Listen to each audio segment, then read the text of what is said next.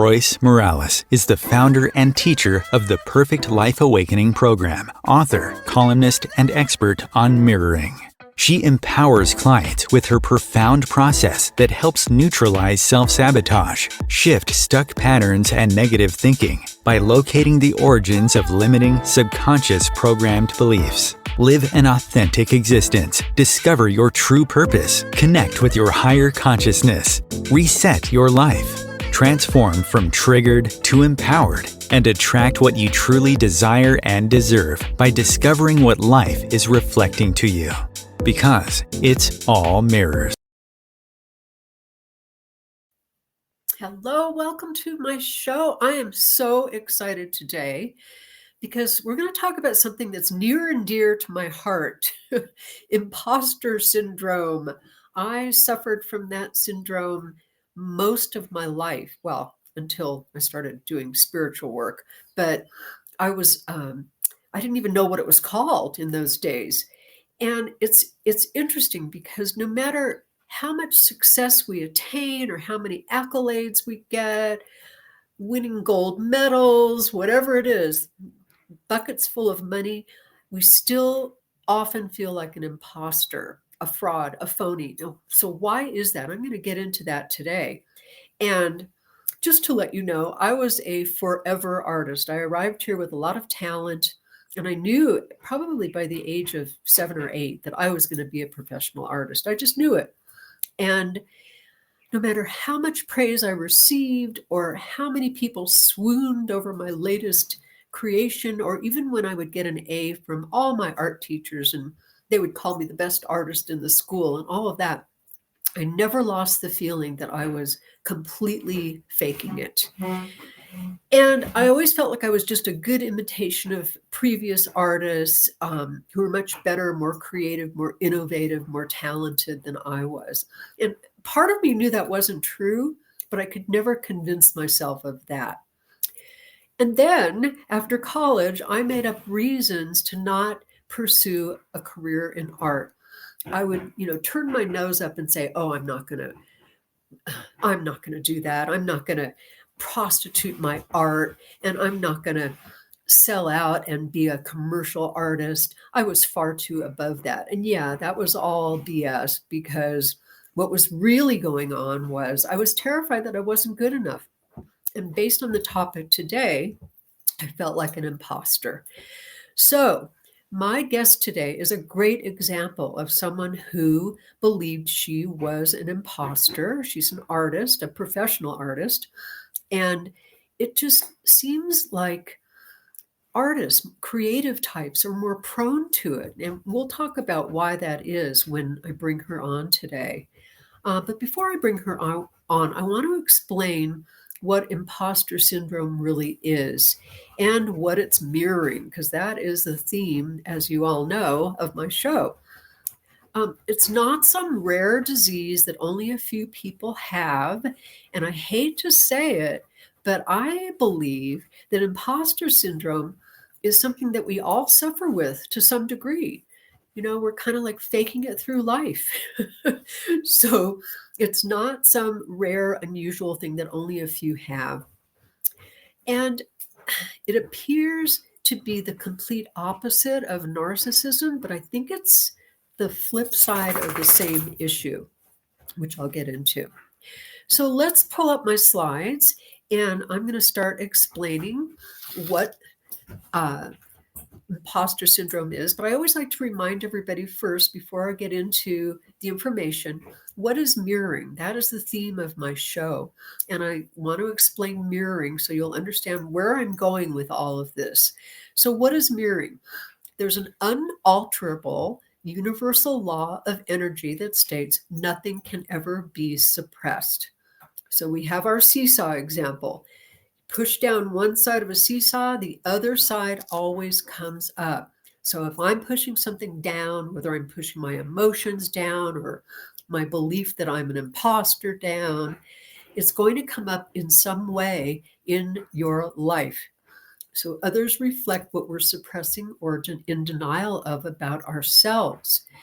And the rule of thumb is that when a button is pushed, there is always a mirror to be seen.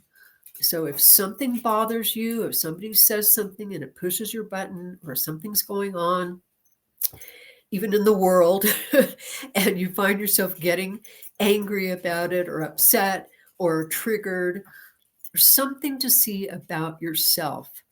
And I find that mirrors are the best tools to help awaken us to who we really are.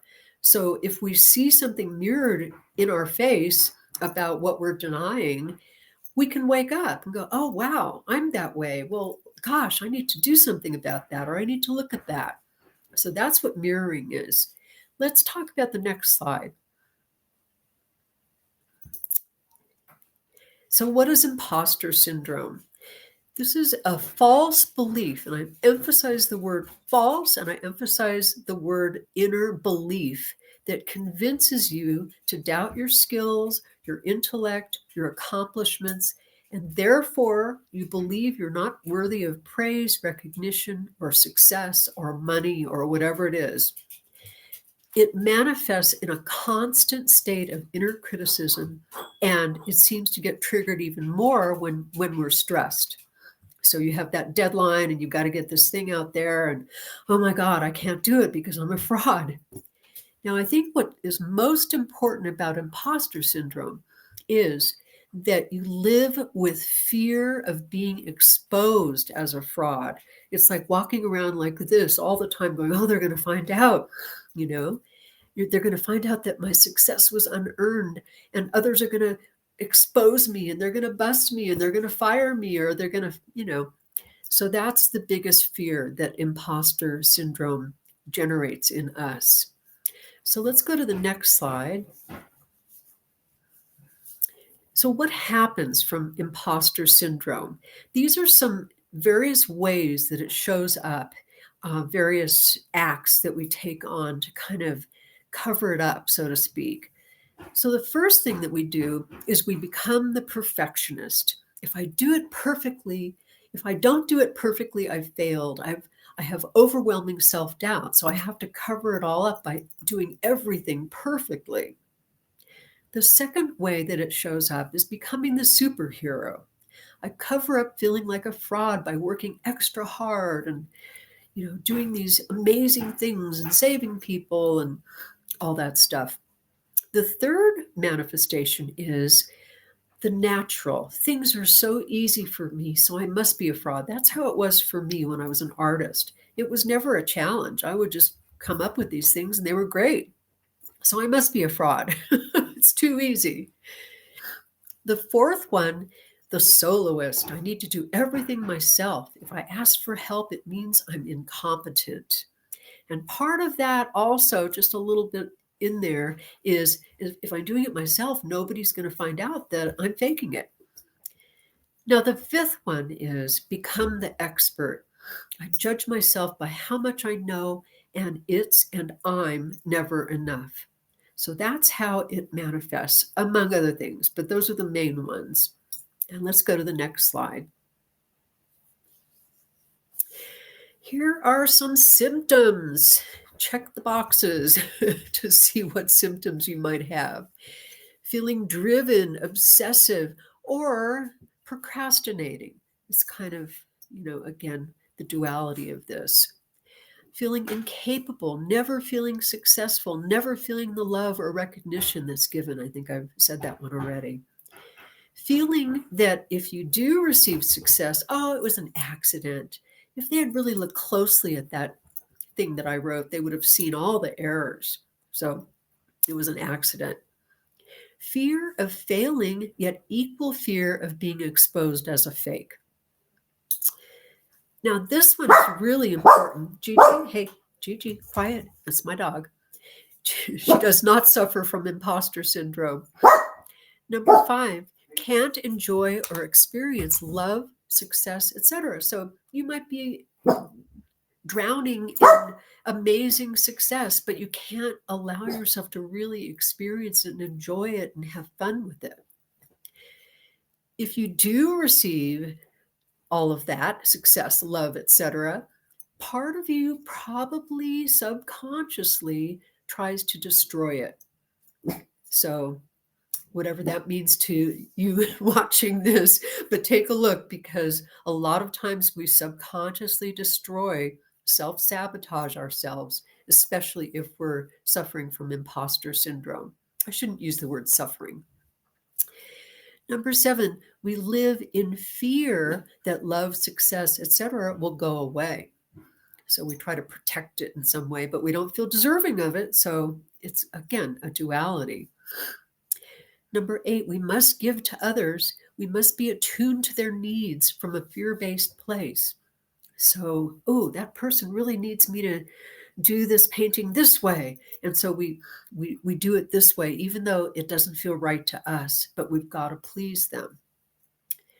Number 9, can't accept help from others due to fear of being exposed. I mentioned that on the other slide.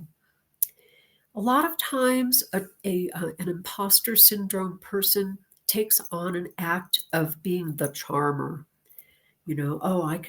I'll do anything you want, and oh, you're just wonderful. So that's their little way of dealing with things. It's really draining and exhausting living with this imposter syndrome. So we feel drained and exhausted, or we have insomnia. Again, two sides of the same coin, ups and downs. A lot of times people that have this syndrome are also prone to addictiveness or compulsive in some way. So, that's a lot. So the next slide is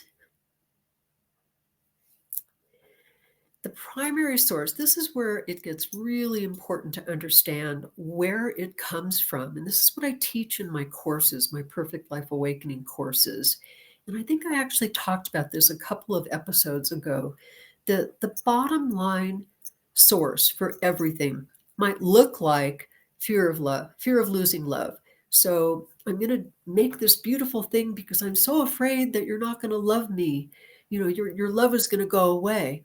But the deeper fear, the much deeper fear, which is so hard for people to get to and to admit and acknowledge and recognize, is the fear of having love. So the imposter syndrome is one way, it's one amazing way for us to make sure that we do not have love. So if I have love, it means that I deserve love, because there's part of me that really believes I don't deserve love. And we've talked about this before, that when we do things that we believe caused pain or loss, part of us decides, oh, I'm dangerous. I need to keep everybody away from me. I need to keep love away from me. I need to keep success and power, etc., away from me. And that's underneath everything. And that's what shows up as imposter syndrome.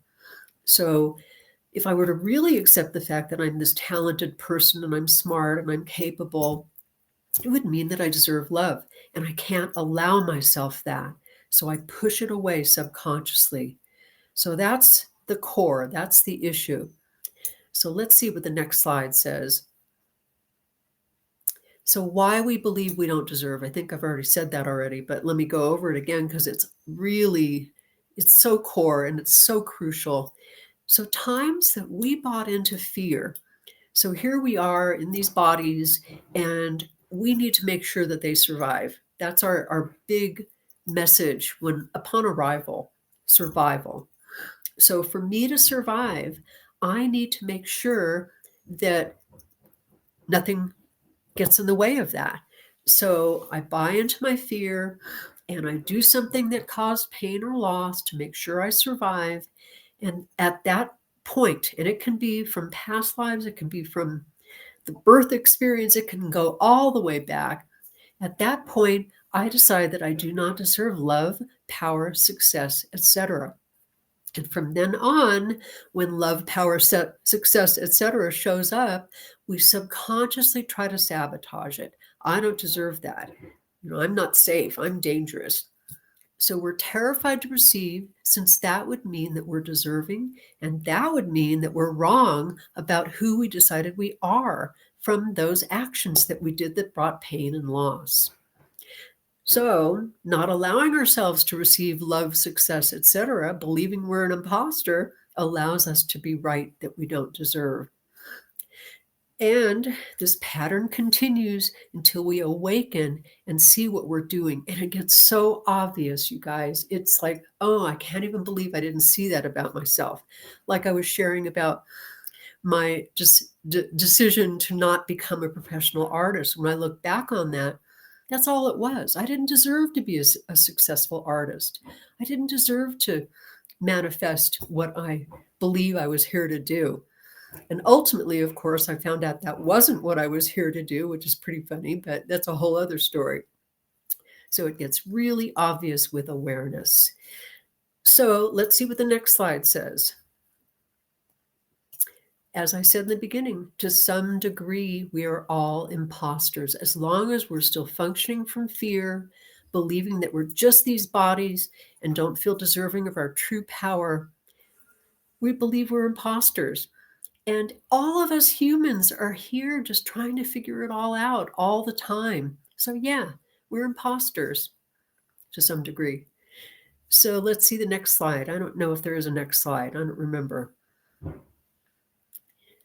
Oh, here we go. Yes, dealing with imposter syndrome. That would be good. First step is awareness. So notice the negative thoughts and beliefs residing in your head, especially when you achieve or are about to receive success, recognition, love, etc. My husband is a baseball fanatic, and I always, I personally don't like baseball.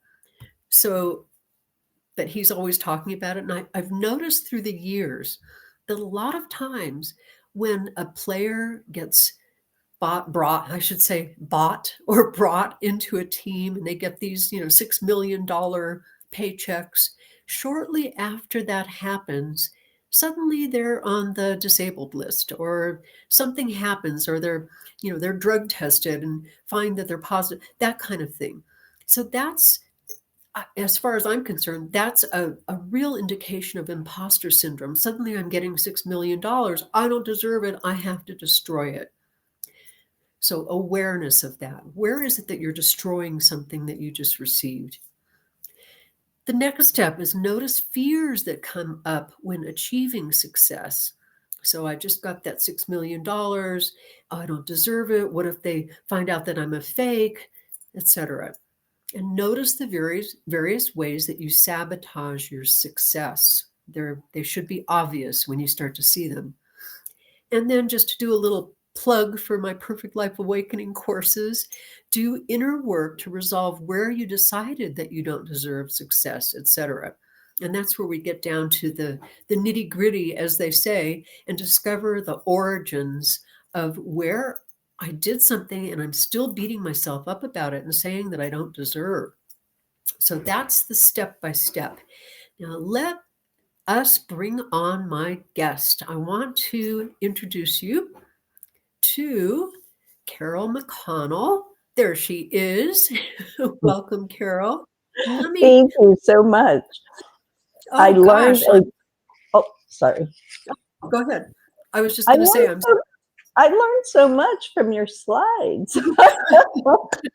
They were excellent. I'm glad. Yay. So let me introduce Carol to you. And I'm just going to read it because there's a lot to say about her. Oh.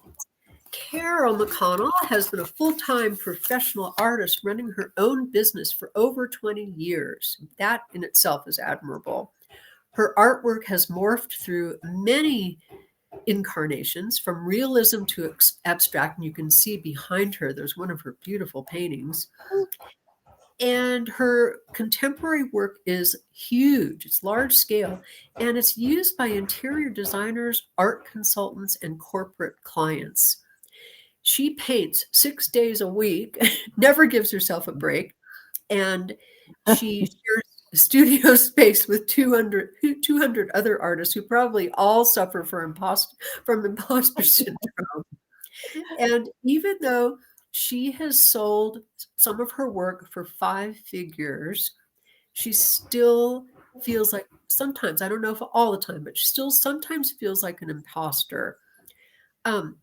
And as I was saying before, I think that creative types really suffer from imposter syndrome more so than us ordinary humans.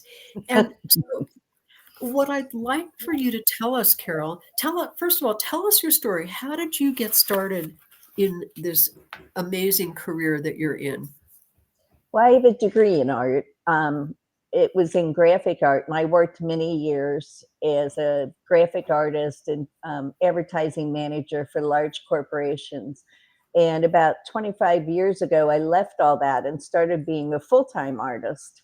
And it's just been a wild, wonderful ride. I I I have moved studios 7 times. I'm in a building that has 200 artists, and we always have a waiting list. So the only time you get to move to a bigger um, studio is when someone moves out. So now I have the studio of my dreams. I get to paint whatever I want unless I'm doing a commission, and I love life. But there's still it's an imposter syndrome. I think if you look it up in the dictionary, artists would be number one listed under there because there's just so much comparison.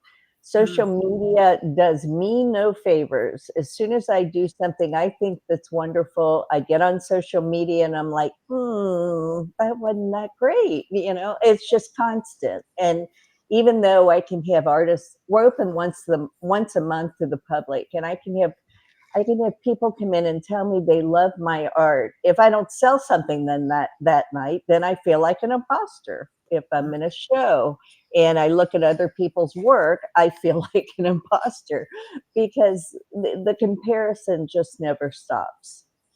yeah. Well, when I was an artist, back in the old days when I was an artist, social media didn't exist. Oh God, that must be really tough. Oh, it's terrible because, I post on it to stay out there and relevant and everything, but scrolling through, you see the most beautiful art, and you can't help but just say, how's that compared to what I'm doing? And I notice on your list, I'm the superhero. What I do is just work more. I think if we had a time clock in the building when you walked in and all 200 artists had to clock in and clock out, I would rack up the most hours. I am here a lot.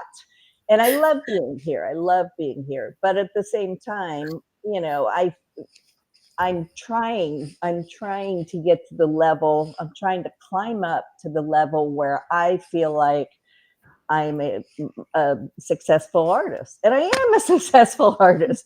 But it is just it never ends with the imposter syndrome. So now you have social media to compare yourself with, plus all your studio artists. What about, because I know when I used to do drawings, I would look through books and I would see Da Vinci's drawings and I'd go, oh, mine never compares to that and it never will. So, how do you deal with that kind of comparison? That never ends either. I have a huge stack of art books. I love seeing, throughout the years what artists created. And, they say there's nothing new. And that's right. You can see some of the most amazing art throughout the ages that is, just unbelievable. And I started out as a realist, but I didn't want to do that after a while. There's just so many people that want to paint every eyelash, and I didn't. So I went into more impressionism, but I keep reinventing myself. But the comparison, I can't even begin with the books because you look at some of the famous artists throughout time that I just love. It's just unbelievable. You can't open those books and compare them to your work. I Yeah, mean, it's hard not to, though. Yeah. yeah, it is hard not to. Yeah. And I learned from them. I learned from looking in books and seeing what other people are doing and looking on social media. I see a beautiful color palette and I think, oh, I want to do a painting in those colors. And, everything, it just continues. It continues on. Yeah. So I'm thinking, as you're talking, I'm thinking about a dear friend of mine who is a professional artist, and he's phenomenal, just phenomenal. I compare him to Michelangelo all the time, and he Oh, laughs. But I was talking to him about imposter syndrome. I thought maybe I could have him on the show. And he said, "What's that?" oh, there And I are a few, I think if you're like a savant, if it just pours out of you and you don't have to work for it, like you said you were, maybe those people don't get imposter syndrome. I know a think, woman who thinks her art's fabulous, and she probably never had imposter syndrome. And yeah, her art is good. It is good, but I would still have imposter syndrome if I did her art. I yeah, just think that artists, there might be a few, but like I said, I think they must be savants because yeah, they cannot work a painting.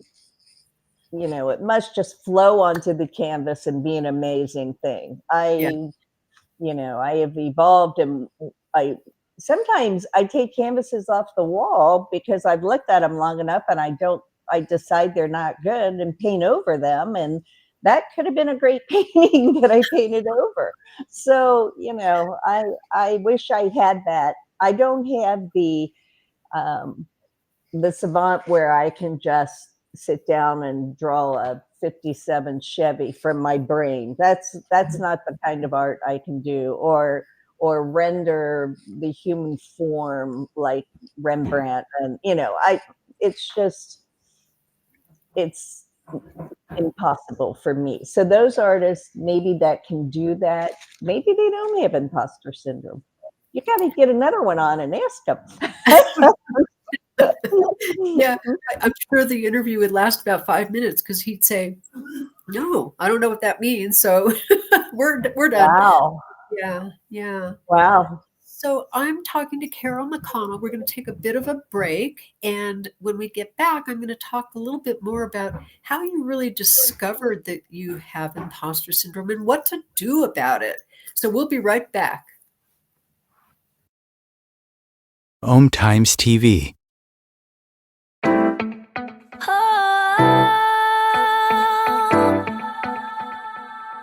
Do you want to break free from old patterns and limiting beliefs that subconsciously sabotage your life? What are your triggers, and what really is beneath them? Are you seeking answers to life's big questions, intrigued by the possibility of self-discovery that goes deep? Looking for tools to help you break free from hidden sources of feeling stuck, confused, and unworthy?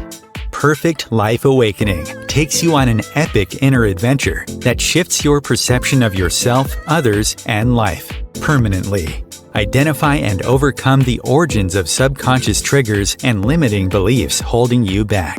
That's how you transform your mindset from the roots. That's how you liberate your spirit, awaken your intuition, and discover your true purpose. Dive deep into the mysteries held within. Embark on a life-altering journey of self-discovery. Be a trailblazer within your own life. Go from triggered to empowered because you deserve a perfect life awakening.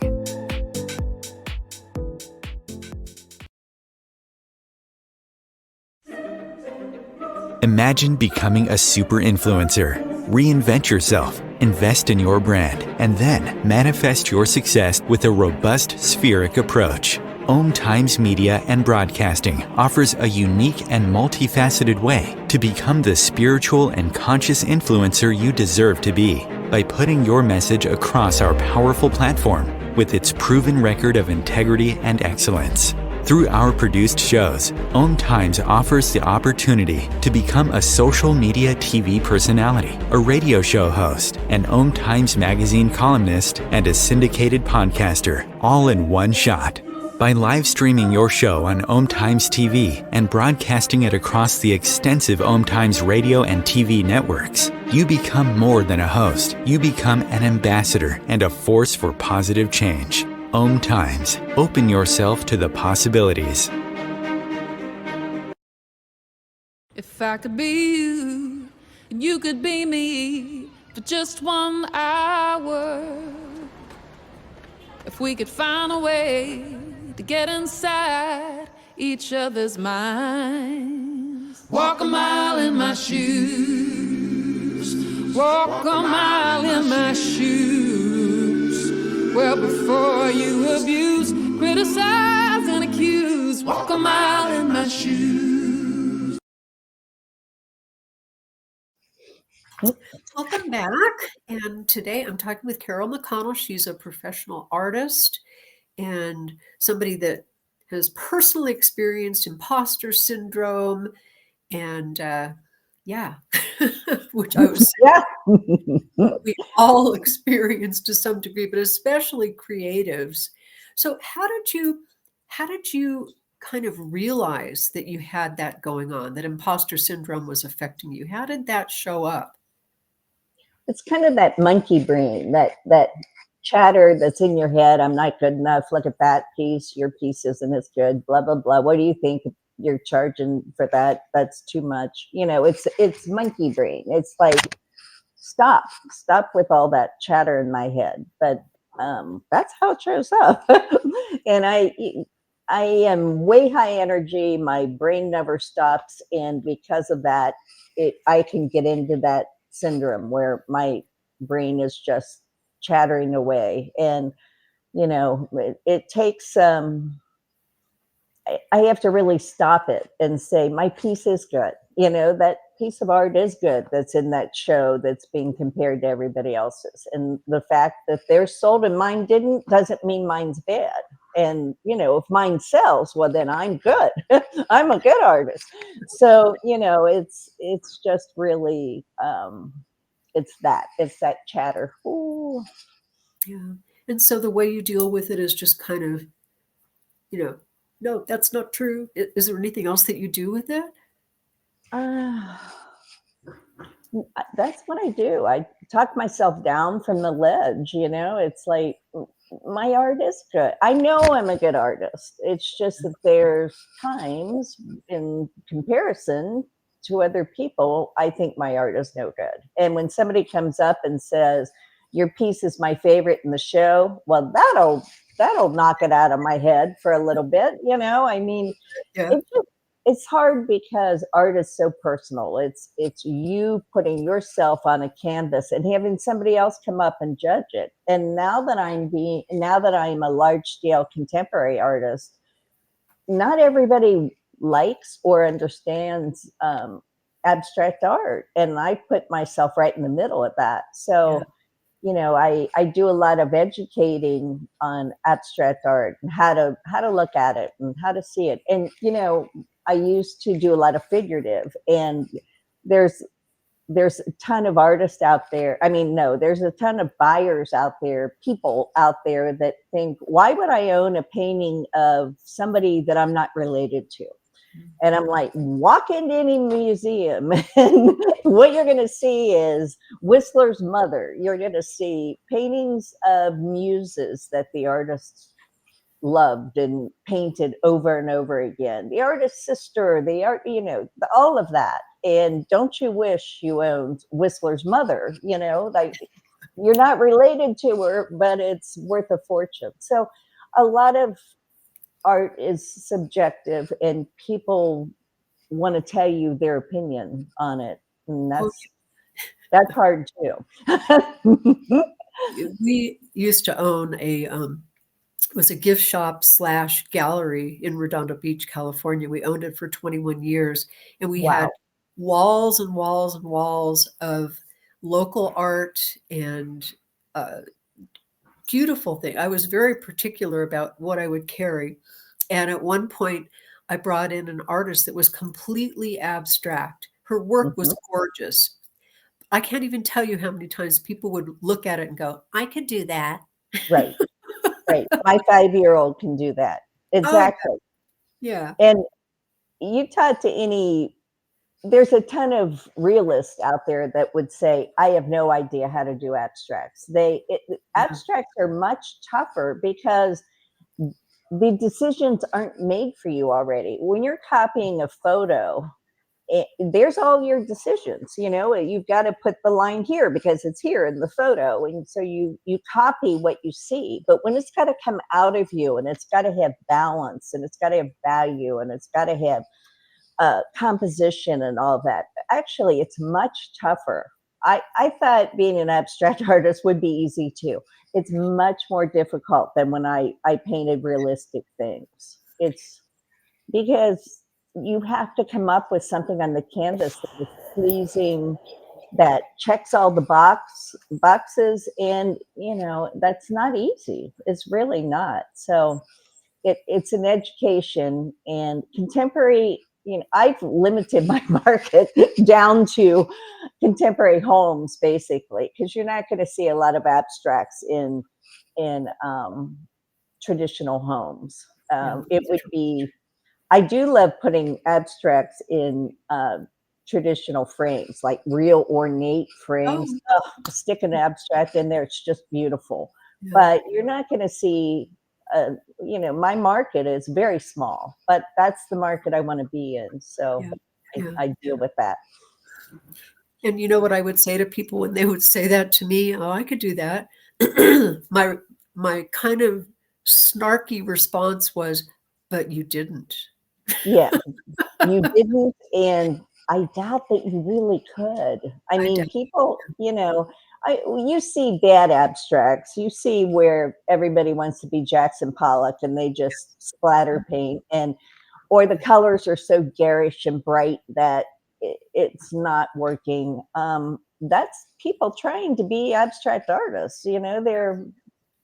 It's just not there yet. It takes a long time to figure out what is, and to do your style. I mean, you can copy another abstract artist's style, but that's not authentic. There's nothing about that is good. It's always going to be second. It's not going to ever compare to the original art. So you've got to find it inside you and put it on the canvas.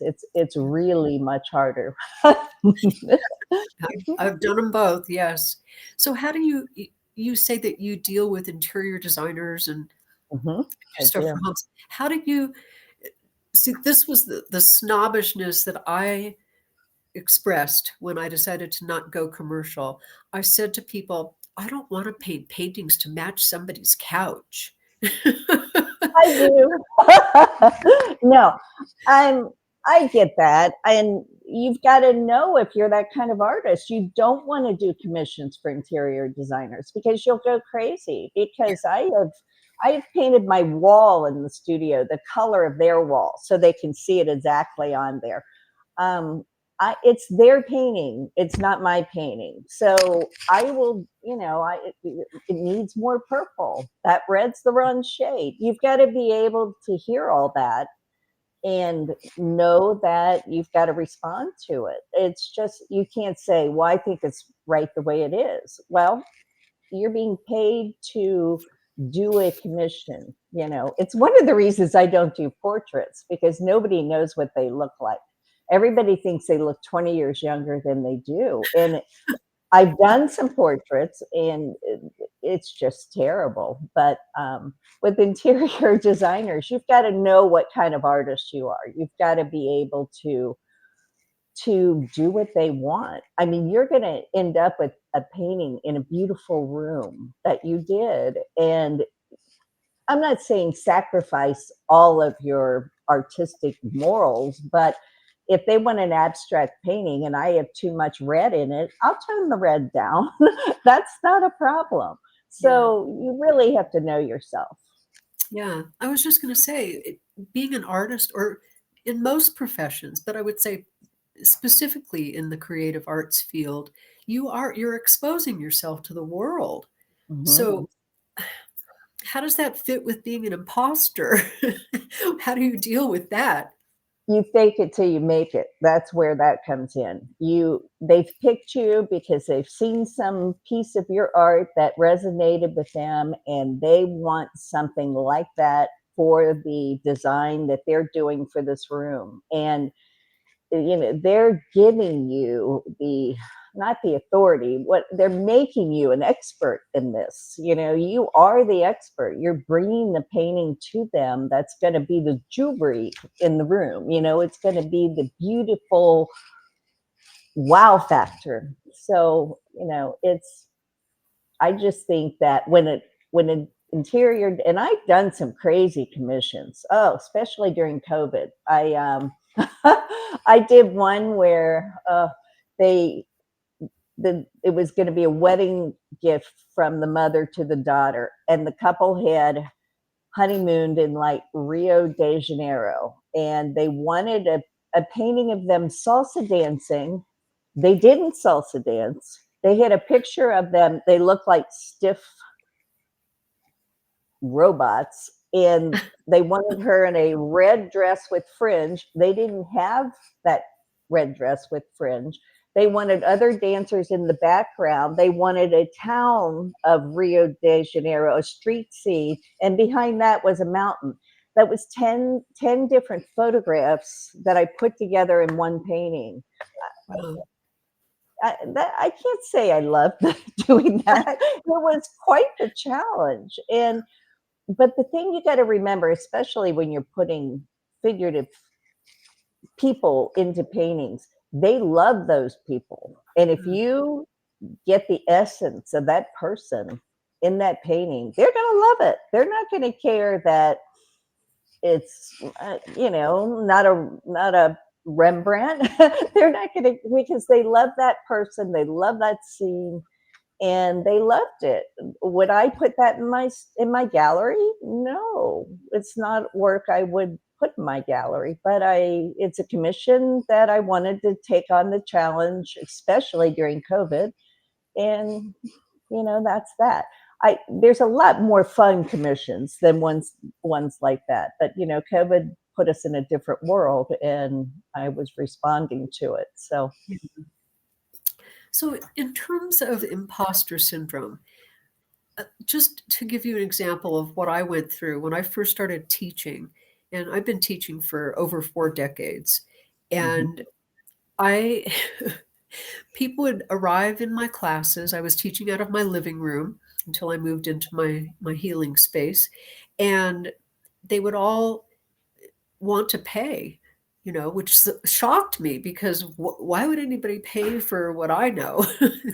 Imposter syndrome, signal number 1. And so I said, okay, well, what about $5 a class? Would that be okay? Wow. I know. I'm valuing you. And so they all paid it willingly. There was no problem. And then through the years, it went to $10 and $15 and $25 and $30. As I felt more deserving and as I recognized the value that I bring to people. So how does that work in terms of selling your art? Do you find yourself going, oh, okay, $100 for this painting? Or, how has that evolved in you? Well, it takes years to learn how to paint. You're always learning as an artist. And I price there's sometimes when I know somebody really wants that painting, and it's priced higher than their ability.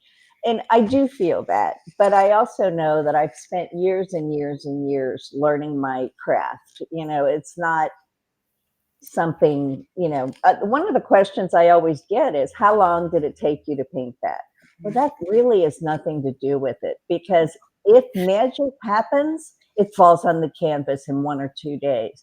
If I beat it like a dead horse, it's a dead horse. It's never going to be a great painting, and I could work on it 3 months and it's still a bad painting. So, people want me to slave over it and, really have made, tons of time to make this painting. But what they don't understand is the years of time I put in painting. So, yeah.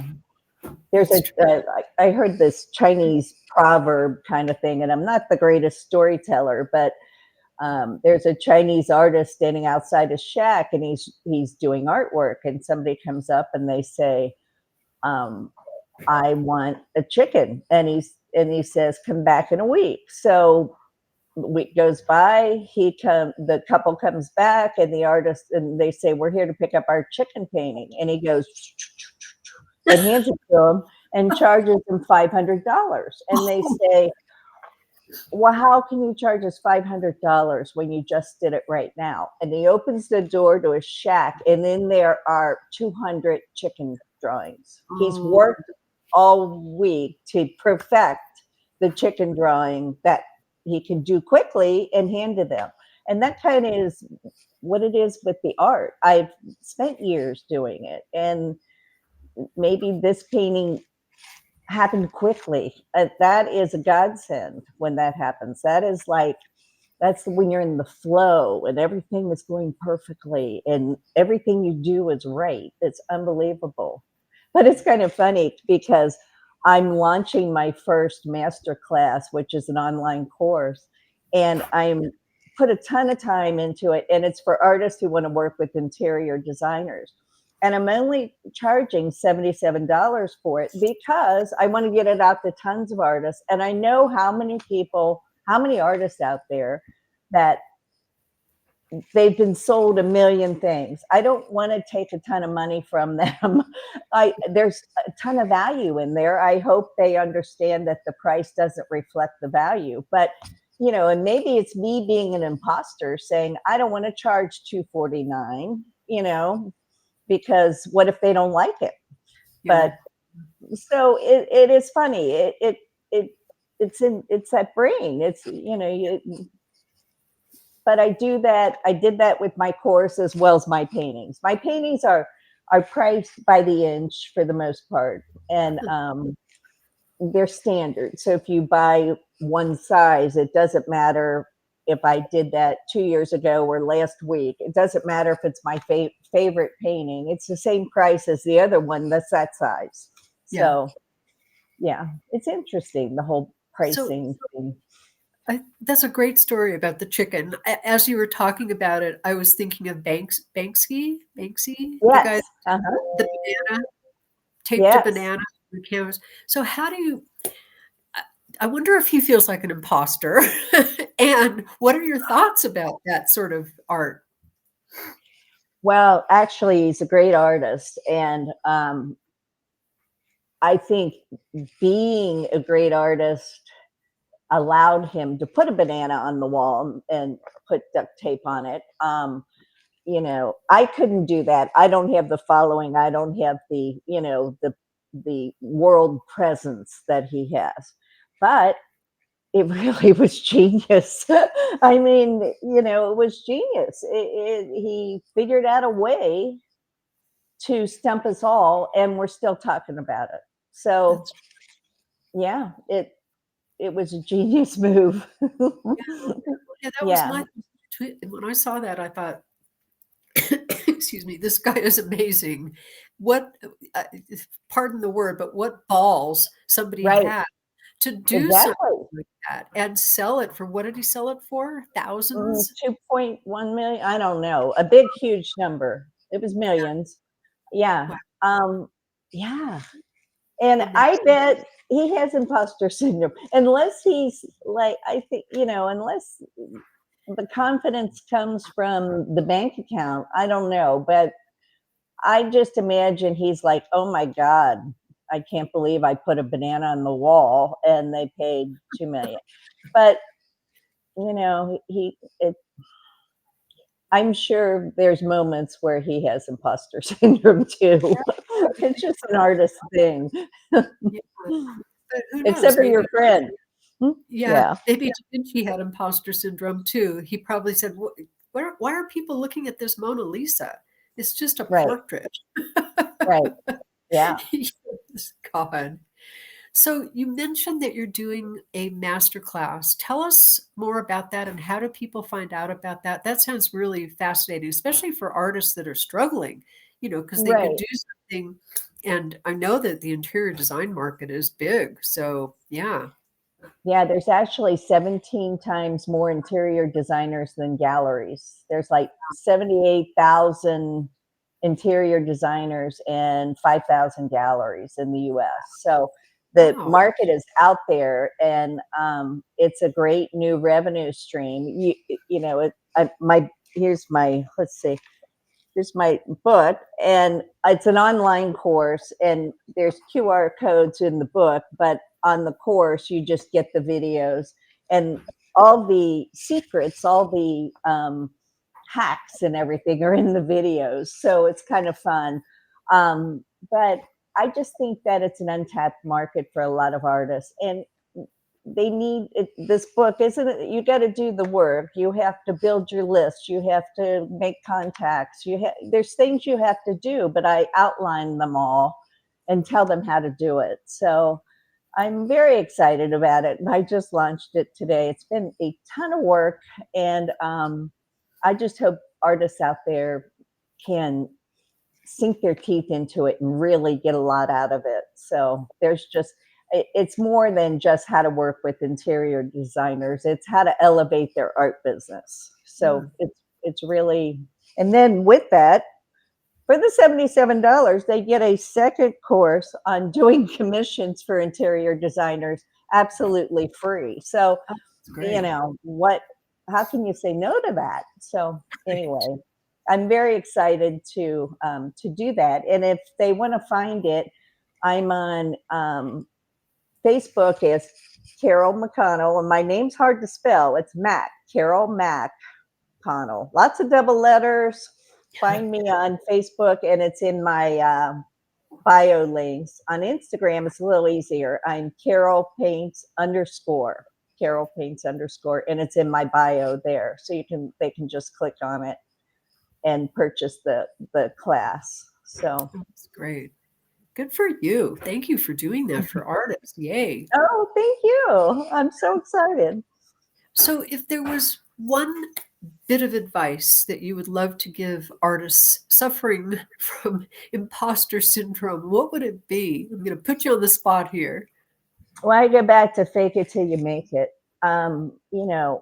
All artists are good at some level. We're all learning and creating, and the fact that you're putting your heart on a canvas, you got to give yourself a pat on the back for that. So whether it's technical or if you're doing, freer art, you're painting your feeling, whatever, you've got to give yourself credit. You're creating beauty in the world, and we could use more beauty.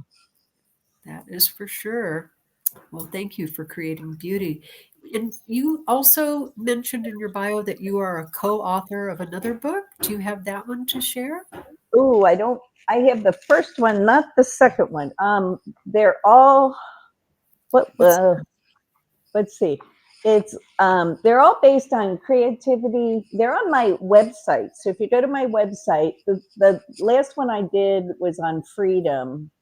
And I talked about gratitude, being an artist. And I am one author with lots of authors within a book. So it's pretty amazing. And so we were bestselling on Amazon, not New York Times, but on Amazon. And one is the Creative Life book, and then there's different editions, and I'm about to be in another one on courage. So I love doing those. And writing, I'd rather they put in my paintings in my writing. But it's another avenue to get you out in the world. So my art career turned into a writing career, so they kind of all blend together for sure. I wish I loved to write. I admire you for being able to put beautiful sentences. I love to read. I'm a voracious reader, but my novel will not be coming out anytime soon. My personal novel. I'll be in books, but just a chapter. Well, I went through imposter syndrome when I started to write, so it's really all the same.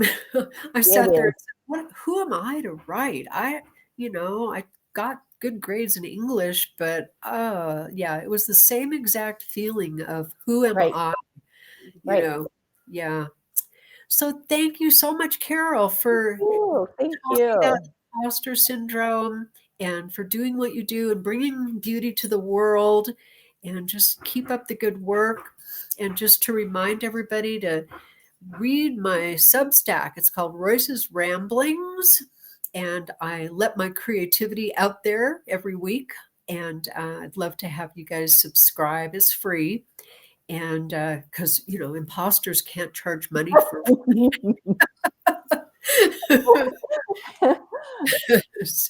and go to my website, find out all the things that I'm offering. I help people to get to the origins of some of this imposter silliness that we live in.